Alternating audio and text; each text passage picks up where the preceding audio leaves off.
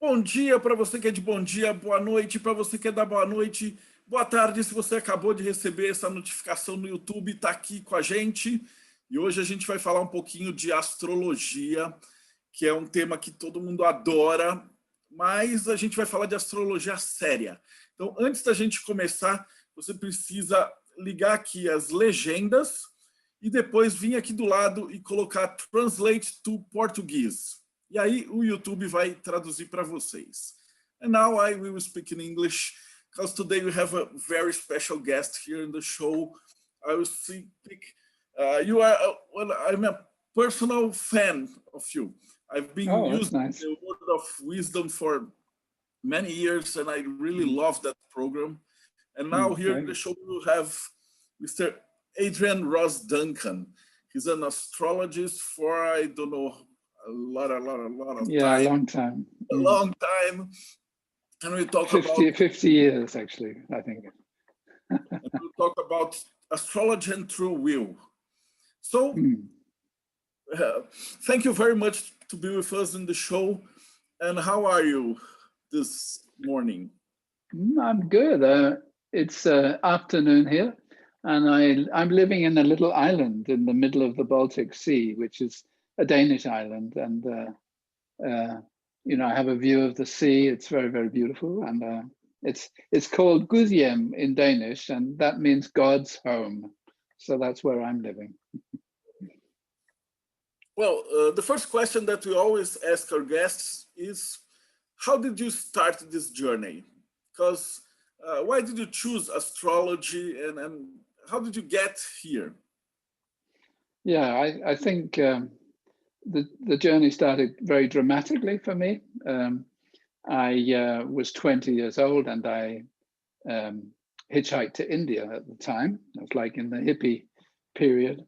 And on my 21st birthday, I went to the post office in Kashmir, and I had a telegram from my girlfriend saying she was pregnant. And I was 21, but I thought that was good. I thought that was great. And she said it was going to be an Aquarius child, and it's like I became pregnant as well, and so I went down to Delhi, and I found a book, a book in the street. It was just on the street market, called Astrology for All, which is an English book written by Alan Leo, and I kind of read it, and it completely, I got a complete baptism in astrology at the time. It was like a time when I was taking drugs and LSD and stuff like that. And in India, I took my final LSD experience, and I had a kind of vision of the effect of the planets of Uranus, Neptune, and Pluto, the outer planets, and how they precipitated the Aquarian age. And it's like my son wasn't going to be an Aquarius, and I kind of understood the meaning of Aquarius on a very deep level. It lasted a long time. And from that moment, I started getting into learning about astrology. And it was how long ago? That was in 1970, and then in 1971, my son was born in India.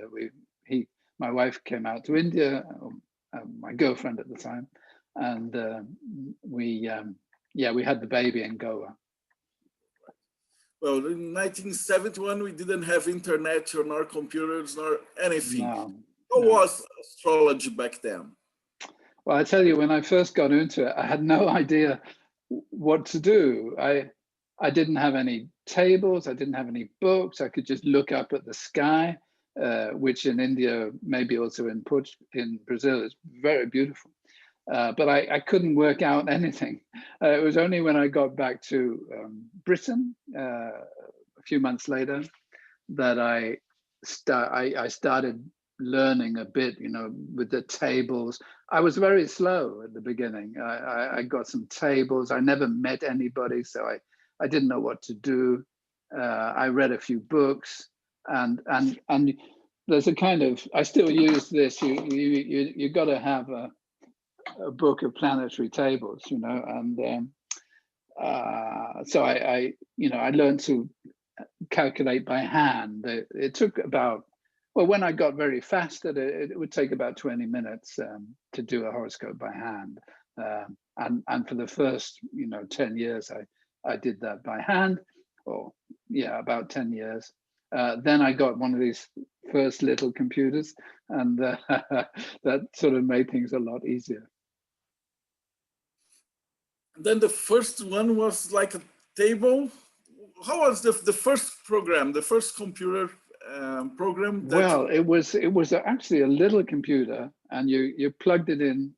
It was called a ZX81, and you plugged it into your television. So I had a little television, and it was good. The memory was like 16 kilobytes, which is like nothing. But this very genius programmers had made an astrology program that could calculate all the planetary positions from this very, very small program. And then you could see it on the TV screen, and you could print it out on a little printer, and it's a little horoscope. And for over 30, 40 years later, when we have programs that do everything. But I still think the worst part is to understand the chart and to analyze that. And for us, we have a very special connection to astrology, because we believe that the map is connected to your true will. The true will in Hermetism is what you are going to do here on Earth. What do you think about this? Yeah, I think it's, I'm just trying to expand my screen. Sorry, I lost the screen picture, so I'm just wondering how to get it to fill my screen again. Just a second there. I can't quite understand what's happened to my Zoom. I don't use Zoom very much, you see.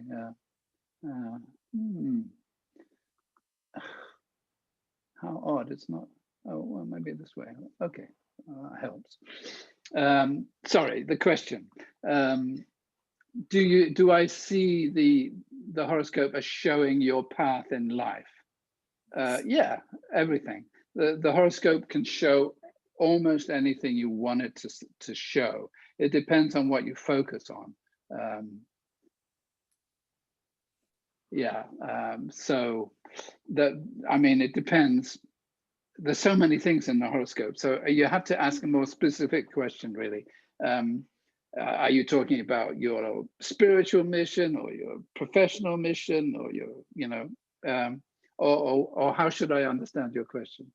It's kind of a mixture of everything. Since our true will is like when you're happy, you're fulfillment, and you love what you do. And I have been making maps for people for ages. And I realized that the happier the people are with their lives, the more they identify themselves with the maps. It's kind of a track. But well, I'm not sure. I don't see it like that. I don't think. No. I mean, if you explain the horoscope well to somebody, they're going to identify with it. They can be happy or sad or anything. But the thing about explaining a horoscope is that what you're talking about is the energy that the person's born with. It's a very powerful, everything in the horoscope shows a powerful planetary energy. And that energy is like hidden in the psyche of the person, but it makes people behave in a certain way. And it makes people, the horoscope is like a filter which shows how people experience life. Now, if you can show them how this filter works, and the filter is shown by the planets and the aspects the planets make. For example, if Venus, which is like love, and Saturn, which is like restriction, if they're in an aspect together, the person is going to have low expectations of their love life and going to feel easily rejected by the person they love. Now, that's just a perception. It's just, it's not like how people are, it's how you make them be. You alter your perception according to the planetary positions in your horoscope. So in a way, the horoscope shows how you filter reality. Now, if you explain to somebody each of these things, like why their relationships are like they are, why their sex life is like it is, why their career is like it is, and you explain it in terms of energy, then they're going to identify with the horoscope. They're going to see that it works. I mean, unless you can make people see exactly what their behavior does, then you're not going to be able to help them. So you have to explain that really precisely. And the horoscope is fantastic for that. There's nothing like the horoscope for that. Yeah, it's one of the best tools for this kind of thing. When did you realize that it worked? Back in the 70s when you started drawing maps, and because astrology, for the people out there, they say that it doesn't work, it's just the sun, and how can the planets and all this bullshit. But yeah, it's a big question. Working on astrology, you see that it happened. When was that you finally realized that? But this is, it was back to front for me. This experience I had in India, which is like a vision. I actually experienced the aura or energy of the planets, of Pluto, Uranus, and Neptune. I actually experienced it, and I was shocked, and I saw how it was affecting society. So I got into astrology by seeing what was happening to society. I mean, not just society. I mean, like the transition from a Piscean age of Christianity to an Aquarian age of science. I could see that. So then I had to work out backwards. How does the horoscope, reflect that? And then as I got into studying the horoscope, and many years went by, I think, before I could see how everything in the horoscope is precisely affecting perception, and that I'm still learning that. What do you think about these other planets that they're putting that, like Lilith or Chiron? Or... Well, I think Lilith is not a planet, as far as I know. It's a kind of imaginary point. Chiron is like a very small body, which is between Saturn and Uranus, and then you've got these ones beyond Pluto, like Eris and other planets, which are just as big as Pluto. So I'm guessing that they all have an effect. I don't use them very much. I don't use the asteroids very much. I can see that Chiron has an effect. I can see how it affects me, but I think that it's a mistake for people learning astrology, to start prioritizing things like asteroids and Chiron. It's just like background noise compared to the big things that are happening with the visible planets. I mean, that's where the big things are happening. But everything, like even an asteroid or Eris beyond Pluto, that they're having some kind of effect. And maybe I'm too old to understand the effect of Eris and stuff. I'm sure that later generations of astrology will integrate them. But right now, astrology is so complicated enough. I like to keep it simple. That's why my program, which you use, the horoscope interpreter program, I don't even have Chiron, and I don't have anything apart from the visible planet or the main planets, because you can see almost everything from the simple basics of astrology. And if you're learning, and you start learning like really complicated stuff like harmonics and that, I think you're going to miss the significance of the main issues.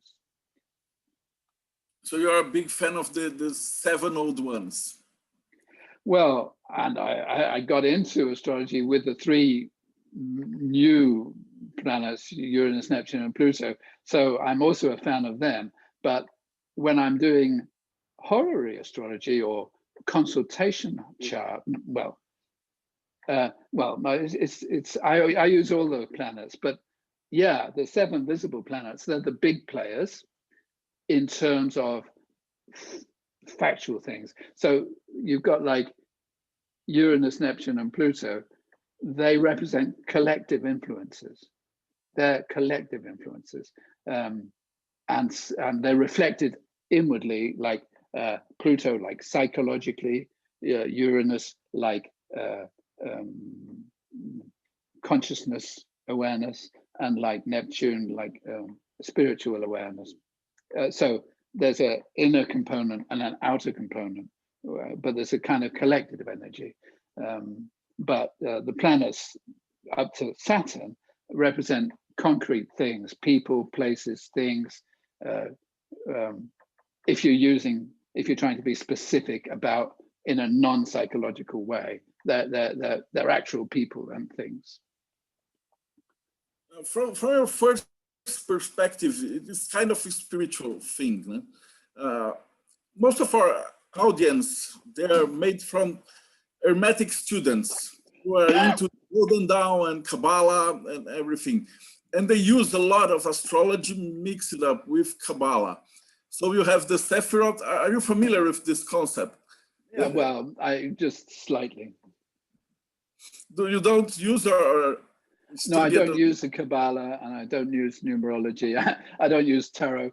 I just use astrology. I just totally focused on astrology, but I understand what you're saying, and you know, and there is a hermetic side to astrology, of course, you know, and especially the old astrologers like Kepler and you know, traditional astrologers and the traditional horary astrology. You know, they're very much you know, in that hermetic tradition. I'm really not in the hermetic tradition.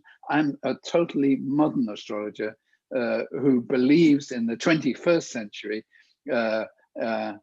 although I love horary astrology, which is traditional, but I like to bring it into the 21st century, you know. So I like to be able to, I like to be able to things to be defensible, like scientifically almost. I mean, you can't defend astrology scientifically, really, but I like them to be as scientific as possible, as factual as possible. You know? And that is something that I want to discuss, because this, for scientists outside of our field, they really don't believe astrology, although we have several ways to prove that it works, and then we have a fight that goes over years and years and years. Yeah, yeah. Well, you can't prove it to scientists. You can't prove it, you know.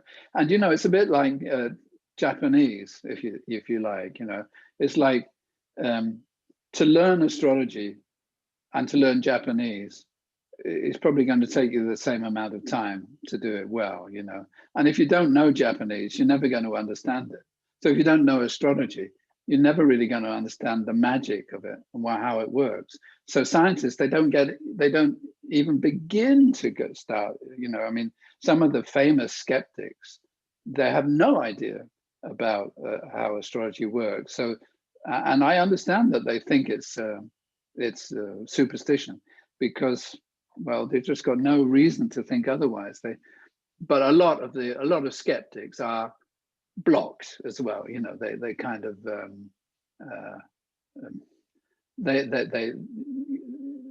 science is a kind of orthodoxy, and people who do science, they get paid well, you know, they want to protect their position in society, and if it was proved, for example, that Saturn affected government, you know, it would completely break up the whole scientific paradigm. So there's huge interests involved in not accepting astrology. If science accepted astrology, it would destroy the existing order. It begins because you have to believe in something like incarnation or something, or not, to study astrology. Because here in Brazil, we are very spiritual people. Yes. And astrologists like to connect it with this reincarnation things and the things we're supposed to do on Earth. And I understand that, and I think that when you learn astrology, you most everybody accepts the idea of reincarnation, because the horoscope itself is like when you're born. It's the planetary positions of your birth. It already shows a fully formed fate or destiny, you could say, and that is a karmic thing. The horoscope of birth is like the karmic blueprint from the past, But having said that, I don't think it's. I think the idea of describing people's past lives is for some people it's good. For a lot of people, it doesn't help them at all. There are issues in the horoscope where past lives become really important.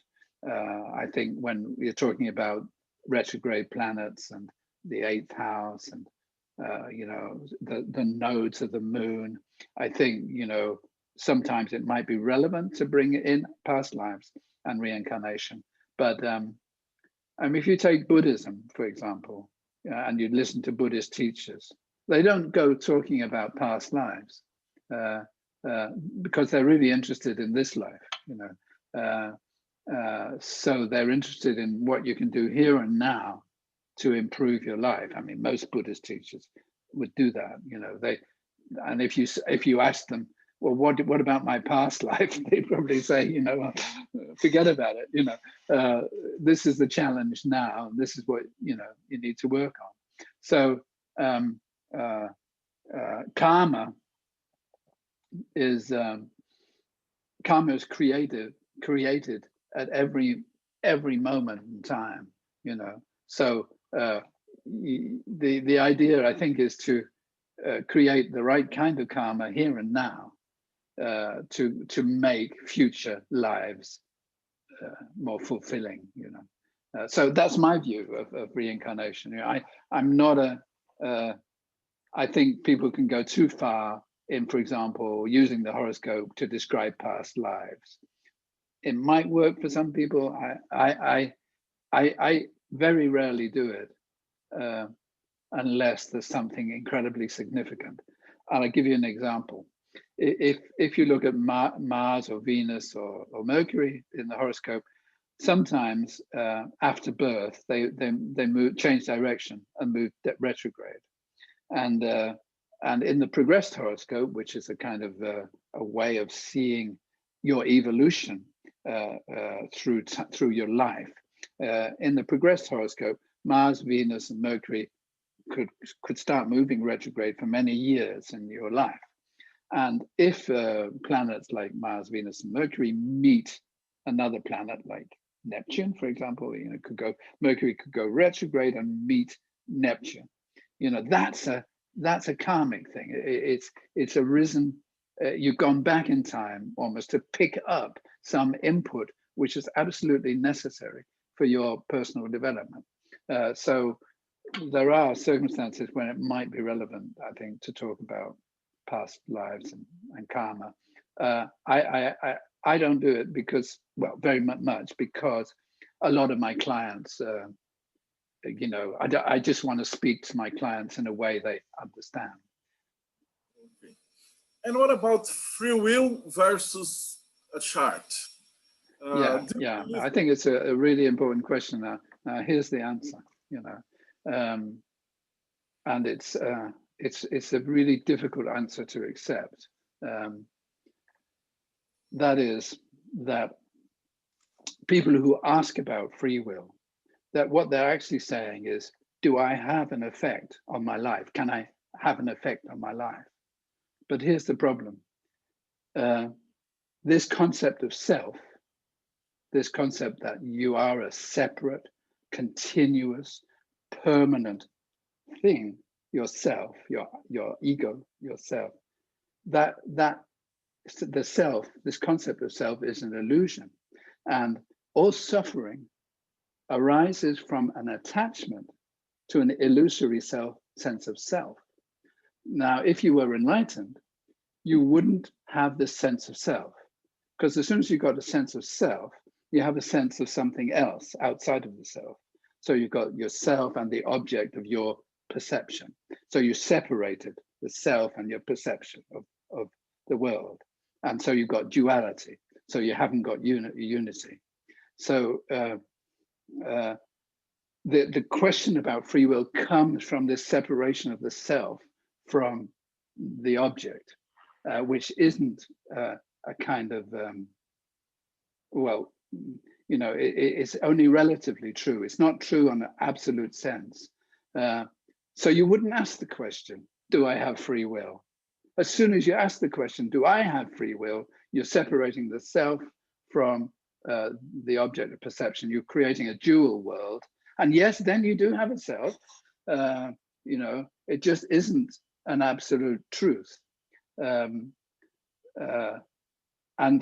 as a relative self, because you think you exist as a identity, even though, you know, even neuroscience shows that this creation of self is something the brain does in the process of perception. But seeing as you feel you've got a sense of self, then you've got free will. And then it's crucial that you use your perception and willpower to take the right actions, you know, so that you can create the right karma for a happy happiness in your life and in other people's lives, you know. That's the free will.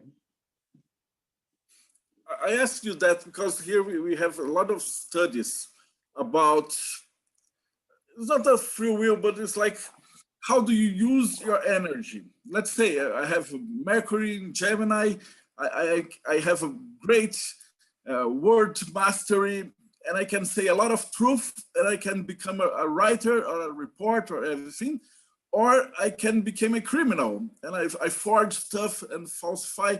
And how do you see that on the map? Because you just oh, see well, that. You know, I mean, it's difficult. Like, if you take Mercury, if you take President Trump, or ex-President Trump, thank goodness, he has Mercury in Cancer square Neptune, you know, and Mercury square Neptune is a typical, well, because Mercury is like communication and Neptune's like illusion. Mercury square Neptune is a master of creating illusions. So, you know, it shows somebody who's a liar. Now, I have Mercury square Neptune also.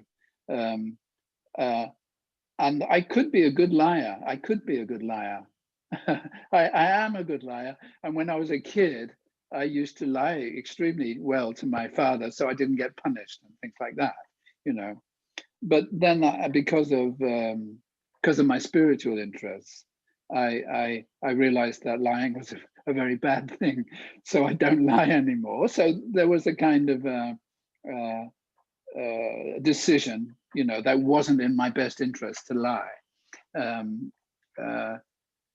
So, I mean, generally speaking, when there's a bad aspect, and I'm talking about like an aspect from a personal planet like Mercury, Venus, or Mars, or the Sun, or the Moon, to a planet, a difficult planet like Saturn, or Uranus, or Neptune, or Pluto, there's going to be bad behavior. It's always going to be the potential. You know, there's nobody that's born with these aspects that starts behaving well. There's always going to be suffering and bad behavior from bad aspects. So they shouldn't be kind of diminished in like, you know, people say, well, you know, I've got a bad aspect, but it just creates dynamic energy and stuff.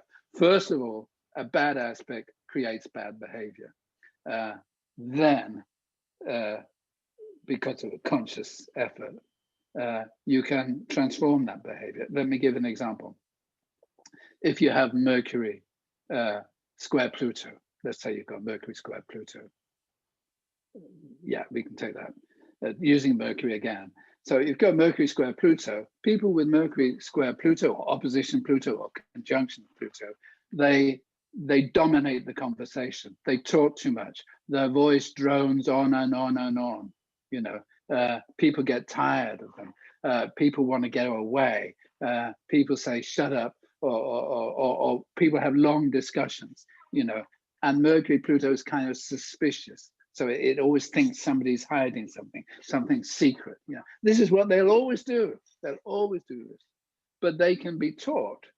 I mean, and the problem with that is that it has a bad effect. The thing they want least happens because they do this. You know, Mercury, Pluto want people to hear them, but they drive people away.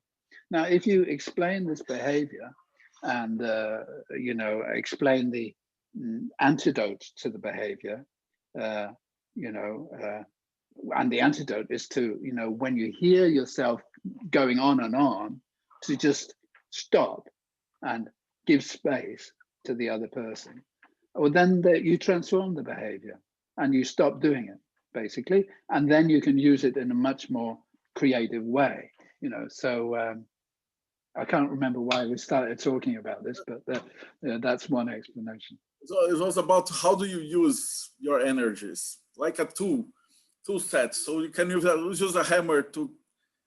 Yeah, you could say, yeah, sure, or to hit people on the head. Yeah, yes, yeah. I mean, that's but the thing is, it's difficult. It shouldn't be underestimated how difficult it is.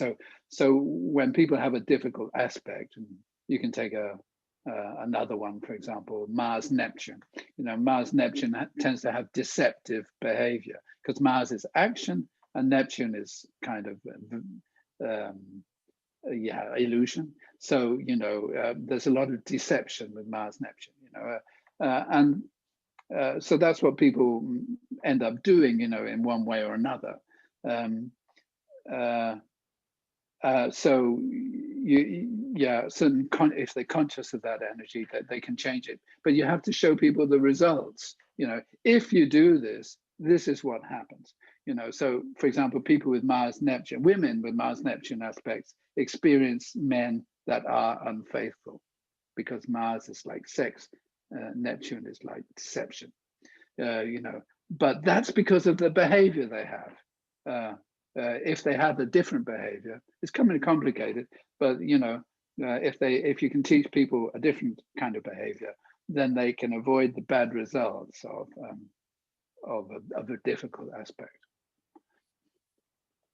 I have a question from Carla, and she said that here in Brazil we have this notion that you have your sun, who is your ego or your essence, and the ascendant, that is when you become more mature, you will rise, and then they will mix up and make something that is somewhere between two.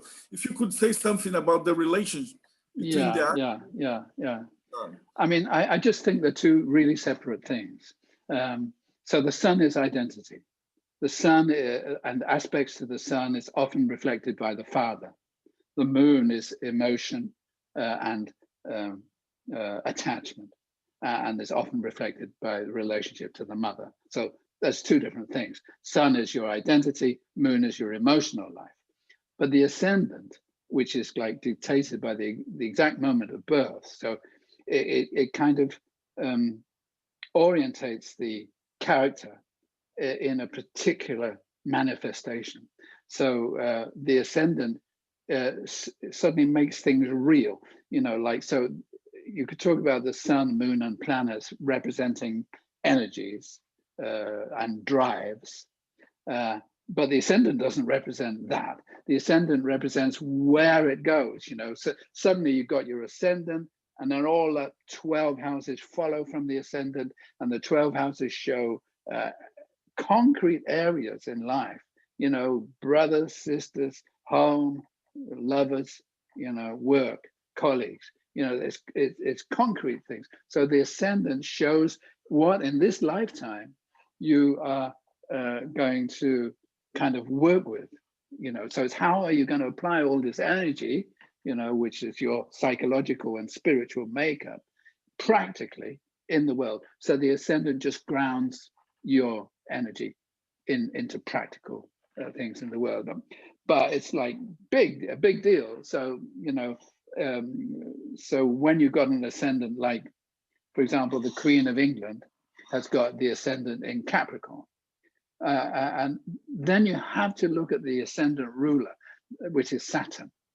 So the key planet in the horoscope is always the ascendant ruler. That's the key. That is you. That is what you do. That is your persona. That is, where you're going to concentrate your energy. For example, the Queen of England has Saturn in Scorpio on the MC, which is kind of career. So here we've got some heavy person, who's like been 60 years on the throne, like a rock, So wherever your ascendant ruler is where you manifest your life.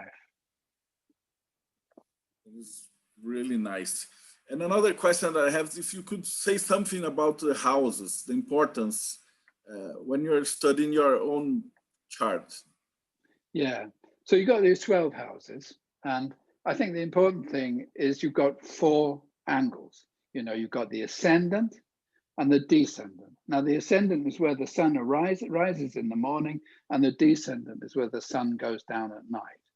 And then we've got the MC, which is the 10th house, and the IC. And the MC is the highest point the sun reaches, and the IC is the midnight, the deepest point it reaches under the earth. So these things are, you can calculate them scientifically. They are, completely sure. So you can be absolutely sure of these 4 cardinal points. Now, houses and house systems, there's like 12 or more house systems. They put the intermediate houses, that's the 2nd and 3rd, 5th and 6th, 8th and 9th, 11th and 12th. They put the intermediate houses slightly different. It doesn't make a big deal. I mean, sometimes it's quite a big difference, but I think it's a mistake to religiously focus on the exact position of the intermediate houses, because nobody knows where they are. There's different ways of calculating them, but they do not exist as points in the sky like the 1st house, the 4th house, the 7th house, and the 10th.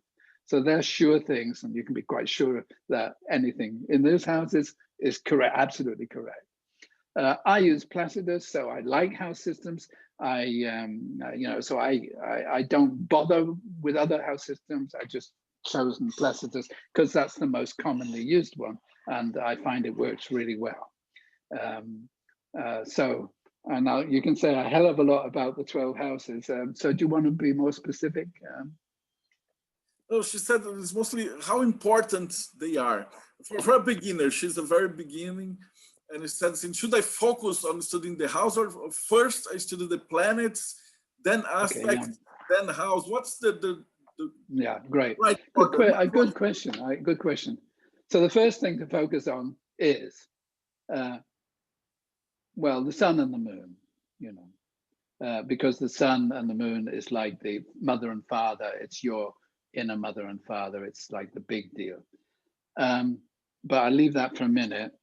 And the next first thing to focus on is the ascendant and the ascendant ruler. So start there at the ascendant and the ascendant ruler. So let's say you have Libra ascendant and Venus is in Aries in the 7th house. So you take the ascendant ruler, Libra ascendant Venus, and you look in the horoscope, what house and what sign is the ascendant ruler in? And that tells you a hell of a lot about that person's life. And so let's say you've got Venus and it's in Aries in the 7th house. Well, the 7th house is other people. 1st house is you. So 1st house is you, 7th house is other people, 4th house is family, 10th house is like career, or everybody, your goals as well. You know? So if you've got Venus in the 7th house in Aries, your focus is going to be on other people. But Venus is in Aries, you know, and that's like very dynamic. So you rush into relationships. 7th house is relationships. So Venus, ascendant ruler in Aries, in the 7th, this is somebody who impulsively rushes into relationships. You know, so you've already got a nice thing going there. You've got a bit of an interpretation. Then you look at the aspects. So you combined, just looking at the ascendant ruler, you've combined the ascendant ruler Venus with its sign position, because that shows the psychological drives, and the house positions, that shows where the drives are manifested. Then you want to look at the aspects. So you don't separate all these things. You start with a planet and you look at its sign position, where it manifests in the house. Then you look at the aspects. Now, if Venus is in Aries, trine, let's say it's sextile Jupiter, harmonious to Jupiter in Gemini, well, Jupiter in Gemini likes a lot of things, you know, so Venus in Aries will impulsively engage in several relationships, you know. So that's it. That's the way to go. You choose your planet, you find out the sign to get the drive, find out where it manifests, and find out what's influencing it from the other aspects. You have to do it as a whole. And if our ascendant is Pisces or Aquarius, should we use what planets? Oh, that's good. Yeah. Well, when I do a horoscope for somebody, I do the birth chart, but I also do the horoscope for our exact consultation. So if it was with you, for example, now, I'd be looking at a horoscope for now above San Paulo, you know. So that would be the horary chart for the consultation.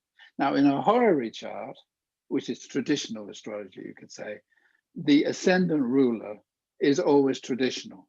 So for Pisces, it's Jupiter. For Aquarius, it's Saturn, and for Scorpio, it's Mars. And I, for the birth horoscope, I'm flexible, but I'm more interested in the traditional rulers. And the reason for that is that, you know, if you've got a Scorpio ascendant and you want to take Pluto as the ruler of that ascendant, well, Pluto is there, like it's 14 years maybe in the sign, you know. Everybody's got Pluto wherever it is in your age group, you know, whereas Mars is moving and you know, it's like a living thing. It's like, you know, it's more to do with the person. So as I say, the outer planets, Uranus, Neptune, and Pluto, are more collective, and the inner planets, or the traditional planets, are more personal. They represent people and things. So yeah, I tend to use the traditional planets even in the birth horoscope. But I do respect the fact that Uranus rules Aquarius, Neptune, Pisces, and Pluto, Scorpio. I have a question from Tassillo, but I have to explain the question first. Because in Hermetics, we have Aleister Crowley, that in 1914, he studied astrology with tarot. And he designed what we call the intermediary signs. That's similar to the decans. Oh, really? Yeah, okay. So he divided everything, and he said that there's a connection between the royals of the tarot, that is king, queen, and chevalier, and elements, and they fit between. Yeah, I think that almost certainly there are the 4 suits, the royals, which go in the different suits. They're probably going to be representing elements. Yeah, so that's a good parallel. And he described it, for example, and you have Aries and Taurus. And in that point, in the middle, right between 50-50, you have an energy called the Chevalier of Coins. Okay. That represents someone that has the impulse to do anything, but the energy to finish everything he started. And he realized that the description from the tarot and the description from if you join both signs, it would be the same. And he wrote a book called the 777 that he put that. Well, that's quite interesting. So is he talking about planets on the cusp then? Like, is he talking about the cusp? Like how do you interpret a planet that is in the 0 of Taurus, for example? Is it okay. Taurus? Yeah, right. So this is how I interpret it. I think that a planet that's, well, let me do it like this. A planet at 29 degrees of a sign is totally full of that sign. You know, it's like 29 Scorpio. It's like Scorpio coming out of its ears. You know, it's like totally Scorpio. There's no Sagittarius in that. You know, 29 Scorpio is total Scorpio. And it's tired. It's had so much experience. It's full. You know, it you know, it can't take any more. But then it goes like to 29 and a half and 29.50, and there's something happening. You know, there's a change in gears. You know, and then it hits 0. Well, I think from 29.55 to 0.05. You've got this kind of it's like crossing a river, you know, and you're walking crossing a ford, you know, so you're in the middle of the water up to here, and you can't go back, you can't go forward. It's like you don't know what's coming, but you know you can't go back to what it was before, you know. So there's that sense of being in no man's land. You know, it's a bit like you know, a bit like the border between East and West Germany, you could say. You know, there's this area of no man's land. So I think people are very lost when there's a planet right on the edge. But as soon as it moves in, like it's half a degree in Leo or whatever, or Sag, then it's in there. It's forgotten all about Scorpio. There's no Scorpio left. You're not on the cusp. You know, you're like, you're looking around. It's like, you know, you go from, I don't know, you probably go from Brazil to Argentina, and everything's different, I'm sure. You know, the electricity, the toilets, I don't know, in Europe it is. You go from like France to Germany, and the food in Germany is awful, and the food in France is wonderful, you know. So when you come into Germany, well, you might be thinking, oh, I love the food in France, but you're stuck with the food in Germany. You know, the point I'm trying to make is that you can make too much out of this idea of being on the cusp. It's just a momentary thing, being on the cusp, and then the energy flips and you come into a completely new environment. And, you know, it's totally new. So anything at 0, 1, 2 degrees of a sign is like fresh, young, full of energy, and you know, not thinking about the previous sign. That's great. And what do you think about these decans, that they divide the sign in 3 parts, and then they put some planets to rule each decan? Right. Yeah, I think they're probably pretty good. I used to look at them a lot, and I think if you look at a lot of 20th century astrologers like Alan Leo, sort of early 20th century, and probably before that to 19th century, I don't know, you know, they used the decanates a lot. But, you know, if you go back a little bit further to like William Lilly in the 16th century, I mean, there you have terms as well, different divisions, you know. So, and I think, this is what I think before we had computers and before things were totally accurate, you know, and before we had outer planets and stuff like that, I think that people like to split things up, you know, into smaller areas of the sign and find meaning in it. And I think there probably is meaning in it. It's just that I don't do that anymore because I don't think it's as effective as modern, the way I use modern astrology. But that's not to put people off doing that. It might be quite educational. I think there is a lot to decanates. Because if you want to divide it, then we have the angels, and then go down they have the 72. It's like 72 signs, because they divide a lot. Yeah, you could do that. Yeah, that's true. I mean, I'm sure that has a meaning because every number has a meaning, you know. So you're just kind of refining the meaning. And in Vedic astrology, Indian astrology, they do a hell of a lot like that, you know, with different numerical types of horoscopes, all of which reveal something. So it's definitely a valid method. I just don't use it myself. And your softwares have helped us a lot with this.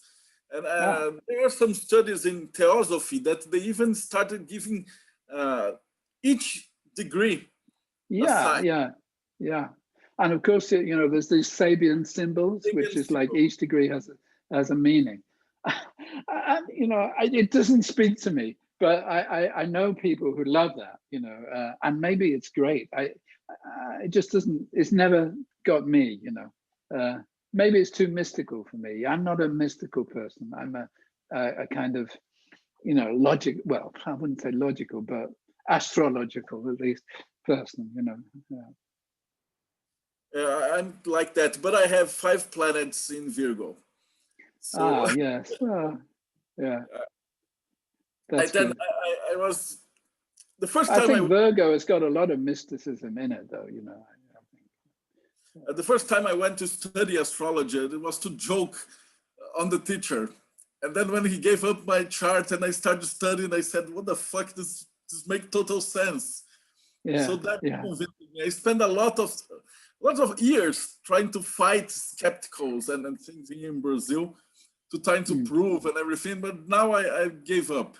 I said astrology is too powerful and you have too much knowledge on other people and you can use that for evil.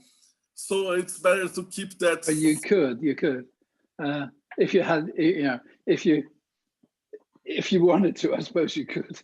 But I think most astrologers, they're really idealistic people, you know, they want to help a lot. Because if you suppose that the government believes in astrology and spend hard money on that, it would certainly be used to control us. Yeah. I mean, that there are advantages in being a kind of fringe interest. Astrology is like on the fringe, on the outside, you know, because I often worry if it was accepted, everybody studied at a university today and stuff like that, what would happen? You know, I'm not sure. It's not sure I want that, but it could happen. I think at some point, astrology will actually, you know, some aspects of astrology will be scientifically proven, but it hasn't happened yet.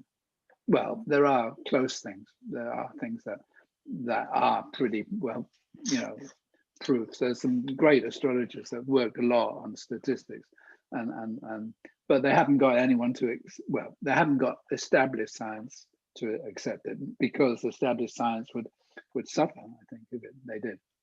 But yeah, you know, governments using astrology, I'm not sure it'll work. You know, in Burma, Myanmar, they actually formed the government.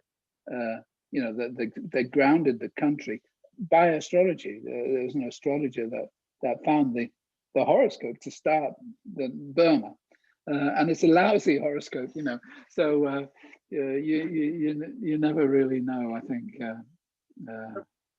what's going to happen when you start messing about.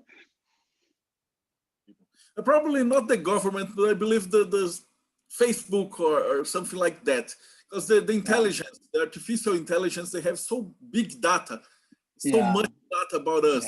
And if they happen to cross, I think that's going to happen. Yeah, the machines. Yeah, you're right. Big data, you know, if it was turned in that direction, I mean, it's already, you know, showing certain indications, even with sun signs. You know, I don't follow so much the statistics, but yeah, there's already some kind of in the future. Wow, you know, it could be just incredible. I think you could look at transits, for example. You know, and see how maybe, you know, somehow with big data. One of the things I thought would be a really good idea was because you can take a newspaper, you know, an ordinary newspaper, not an intellectual one, a popular newspaper, you know, and analyze the words used in it, you know. So you've got a database of all the words. And if Mercury went retrograde, for example, you might get sort of stories where everything's going into reverse or return or you know, so there'd be certain words that would come up because the planet went retrograde, you know, and statistically you might be able to show a correlation with the retrograde planets, for example, you know. So yeah, I think that data processing could end up showing that planets have an effect. It's like what was done to the astrology files, huh? The book. It was a try. It's the astrology files, I believe, the name of the book. That I forgot the name of the author. He tried to prove astrology by studying teachers and everything for a whole country. And I believe that somehow in the future that the data will become so available and so easy that somehow we will prove astrology right. Well, we're getting to the end of that.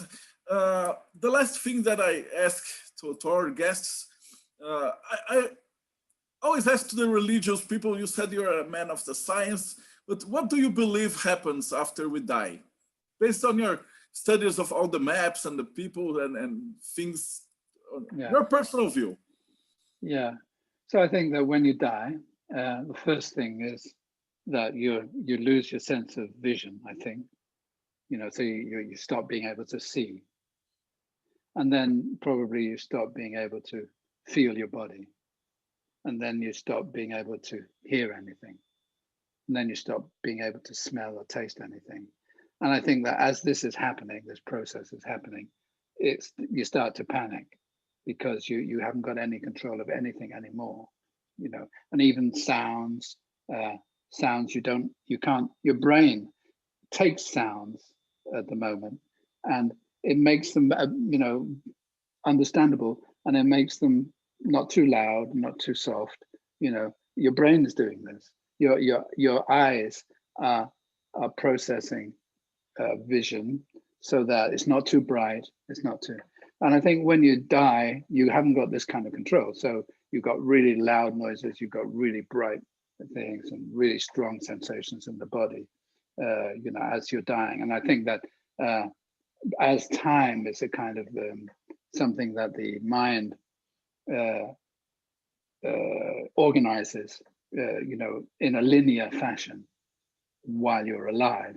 I think that this process of dying could stretch like, you know, to almost eternity. So I think that you're left in this kind of void of, well, not void, but a sensory drama without any control over it. And that's when I think that your karma, all the actions you've done, precipitate thoughts which organize all these illusory sensory perceptions. You know, this is kind of the equivalent of purgatory or you know, something like that. And I think that at the end of the process of this dying, that you reincarnate, you know, and I think you reincarnate because of the energy of your identity, that what you invested in your identity. So there's this kind of residual pattern which you kind of bring with you. And that's what forms the horoscope of the next life, you could say. Well, that's what I think. So you are connected. If we could prove reincarnation, you could join. Let's say I was a beggar from the last century, and if you get his chart and my chart and the next chart, they will be all connected. Yeah, I'm not sure how it works. You know, I really don't know because, you know, I think that, for example, I'm completely sure that Earth is not the only planet with beings on it. I mean, it would be ridiculous. There's like 3 billion possible planets in just the Milky Way where there could be life, you know, and the Milky Way is really, really nothing in relation to the whole of the universe. So I think there's countless worlds, inhabited worlds, countless. I mean, not just a million, but like countless. So you could incarnate on another world as well, I think. I think some people on this Earth incarnate from other systems. So, you know, you never quite know what's going to happen. And I don't think you really know if, you know, what you've done in this life is actually going to be what affects what the next life. You know, maybe what you've done in a previous life before is affecting the next life. I think there's a, you know, a very complicated, I don't know, complicated is not the word, impossible to know what's actually going to happen. It was ending the interview, but I have another question for you. He said, you have to ask him about the biennial stars. What does he think? And if I don't ask you, they will kill me here. So what's your perspective on these biennial stars? Do you use them? Not? Oh, you mean, what do you mean biennial stars? Double stars? Or? There's something for, I think, medieval astrology, that if you have Mars in conjunction with Sirius, or oh yeah, you mean the influence of stars on planets? Yes. Yeah, I think you shouldn't ignore that. You know, I don't use it very much, but it's clear that I should use it more. You know, I think that if you've got something like, for example, I have Mercury on Sirius, and you know, I like that. I think that it gives my mind, which otherwise might be a mess, I think it gives my mind a certain greater power. You know, so yeah, I like these stars to planets if they're very close. Yeah. And he said that in your next update from the software, you should put them. I have thought about it, but it's kind of complicated, you know. So I haven't got the time. It's not going to happen. I've got too old to do it. It takes so much work to do that software, you know. I can't do anymore. But my website is you know, does a lot of interesting things. And I have an app, you know, which if you have an iPhone, it's in Portuguese or Brazilian, you know, which does a bit like the software, the horoscope interpreter software. This is the last question. That's how can we find you and more about your work? Oh yeah, you should go to. That is right here in the description of the video. Yeah, so it's AstroWow, ASTROWOW, astrowow.com. You know, and unfortunately it's just in English, but if somebody wants to translate my website into Portuguese, I'll stick it up in Brazilian. That's great. We probably have some people that after this interview will be interested in doing that. And you have courses in astrology, don't you? Yeah, I just have one video course at the moment, but I'm doing a couple more actually. I tell you what, that's really interesting. If you go to the Love Match, it's the Love Match on my website, there's a kind of comparison of people's horoscopes, you know, and that could be fun. You don't need to know English, I think, to use this. Yeah, so yeah, that'll be on my website. Great. Well, Adrian, it has been such a pleasure to talk to you. Thank you so much for your time. Well, it's always nice to talk about astrology. And now you know that you have fans in Brazil. That's good. Really, because I always recommend them your site and everything, and they really love your works and your software here. But thank you very much. I'll just say goodbye here and then we'll finish this. E para vocês que acompanharam a gente até agora, não esquece, segue o canal, dá like e dá uma olhada nas outras entrevistas. E a gente se vê no próximo Bate-Papo Mayhem.